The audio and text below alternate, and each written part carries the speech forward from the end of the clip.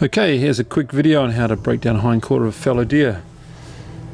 Firstly, you want to remove the rump. That's that triangle section at the back, just below the main knuckle joint.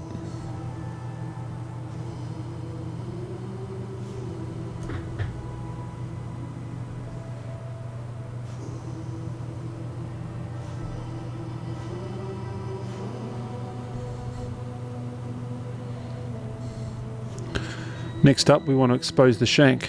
Just below that hard piece of bone there, you want to go straight in. And then come down from the other side on about a 45-degree angle, pick up the same cut. The idea here is that you'll expose the bone and release the main muscle groups from the shank.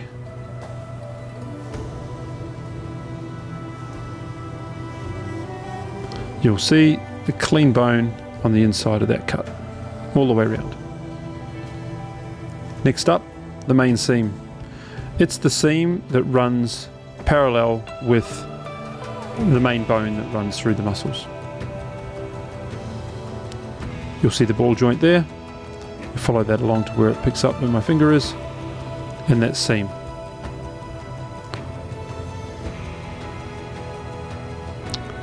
Just gently slice through the seam. It pulls apart quite naturally, exposing the bone underneath.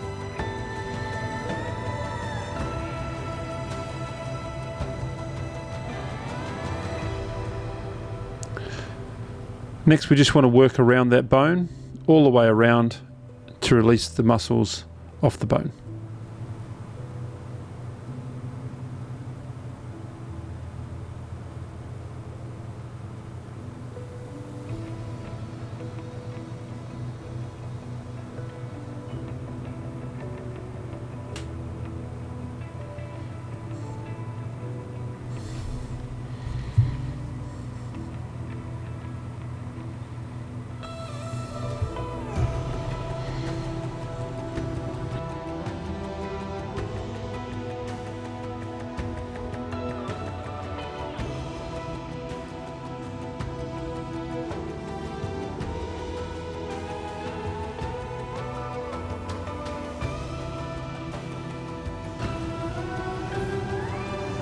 Okay, next up we want to separate these main muscle groups, starting with the round.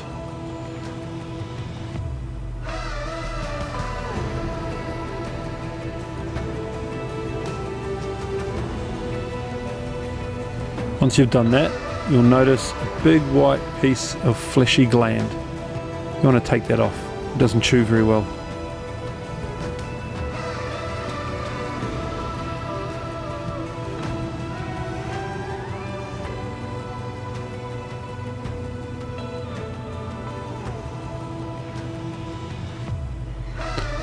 And now to separate the top side from the silver side.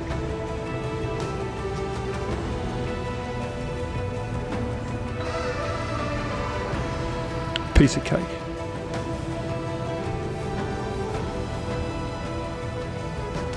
Now let's bone out the shank. You could also leave this on and just chop that bone off for venison shanks. It's a great slow cooked meal, but I prefer to bone it out to use it in other ways.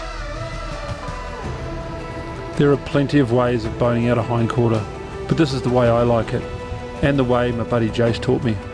So it's the way I teach everybody else. It's clean, it's simple, and it gets the job done. If you've got other animals, sheep, goats, red deer, sambar deer, the process is the same. You just got to get bigger or smaller cuts of meat.